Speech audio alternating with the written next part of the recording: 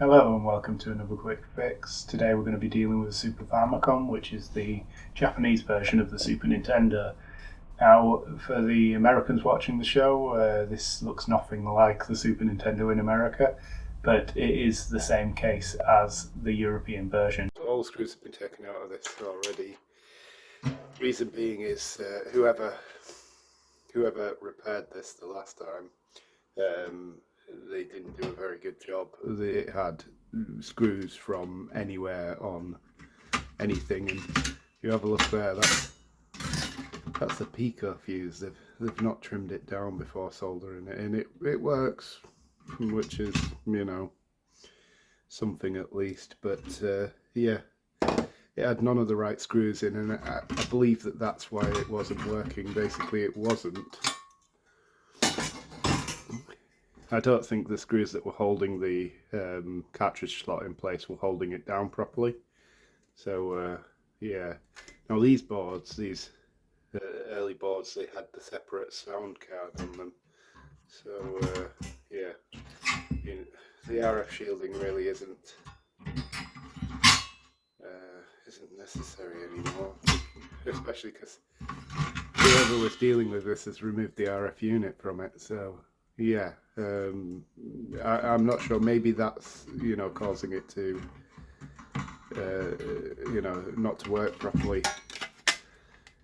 Can't be 100% on that, but we'll find out if we can get it working again just by putting all the appropriate screws in the appropriate places. So yeah, cartridge slot. Just sort of on the earlier boards it sits on top, but on the later models, like the one chips, they're soldered on, so you can't take it off and on. So if something happens to this on the one chips, you have to unsolder 72 pins to get it to sort out. 72, is that right? 72 is the original Nintendo, the NES.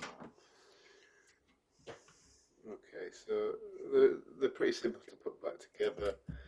Probably should put it back together in order, like shielding, controller ports. Of course, there's that to test as well. Right, okay, so I have an absolute boatload of screws for Nintendo, Super Nintendos, because I've fixed quite a lot of them, but you always end up with problematic units. They're old machines.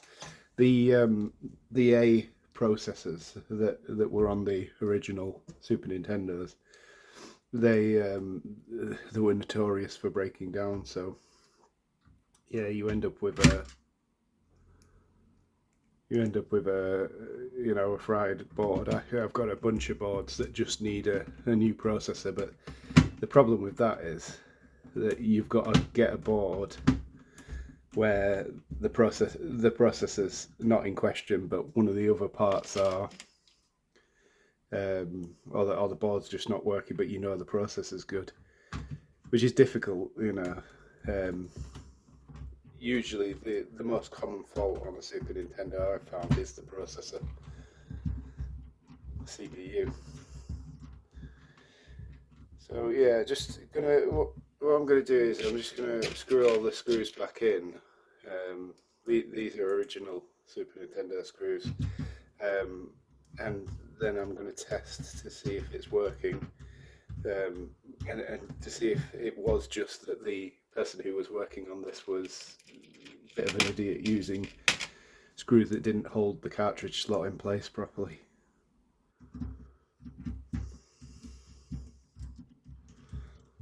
Okay, so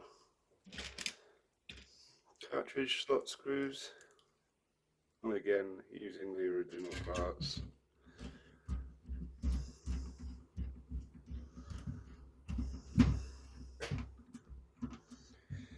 I mean, if this doesn't work, then we're going to start switching parts out and see if if it's the cartridge slot that's faulty, if it's a sound box that's faulty, because you can end up not getting a picture on screen because of a faulty sound box on these, which is weird.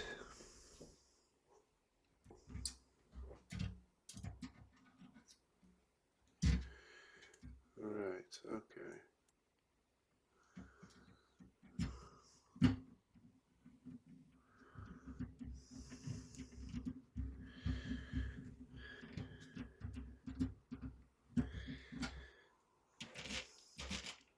So all of these, Japanese or European Super Nintendos, every single one of them will fit in the same case. All the cases are made to the same specs. Try to put that screw in the wrong place. So if you have a broken case but a working, board with one of these, it'll go in. Even if it wasn't built with a sound box in it.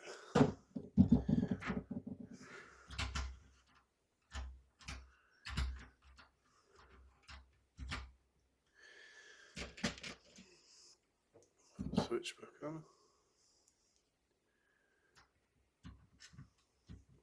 I wonder how in the course of putting a Super Nintendo back together you lose all of the screws. They're pretty distinctive. And they don't look like anything else. Some of them, like with the game bit screws, how do you lose those?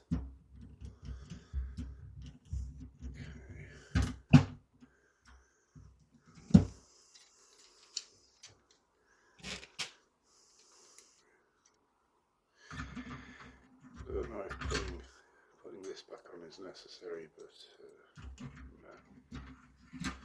We'll try it.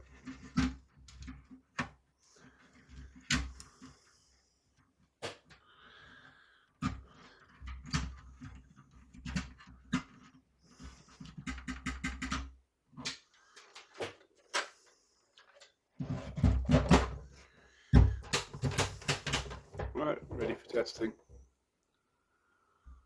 See the setup to test it here.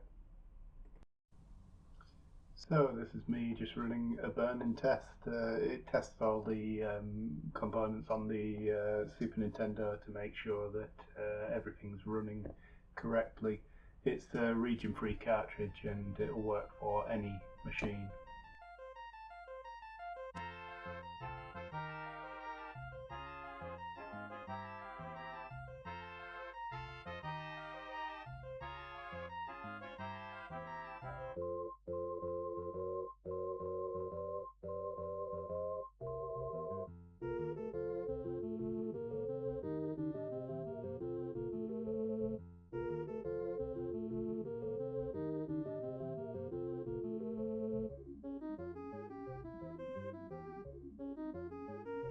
So for those who die-hard Zelda fans, you'll probably recognise the music in the background to the burning test, which is the music from Zelda 2, The Adventures of Link.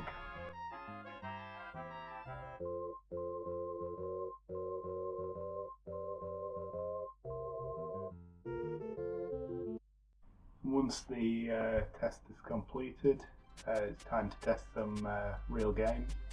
So I've got Final Fantasy V and Dragon Quest IV.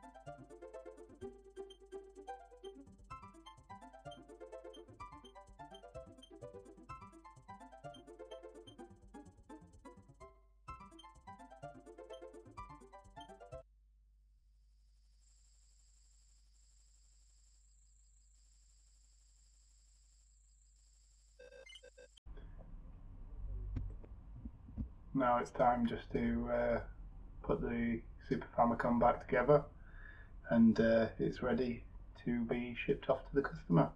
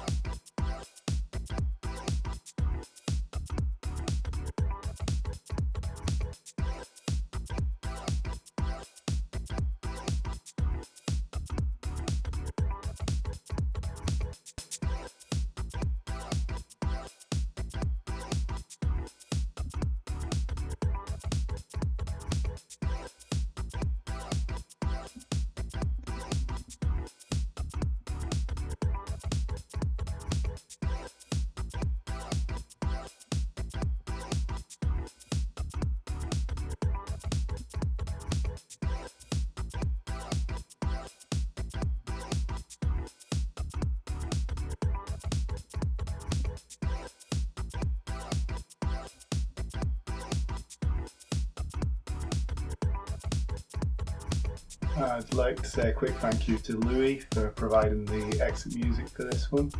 And if you like the content and want to see similar content, like, subscribe and turn on notifications.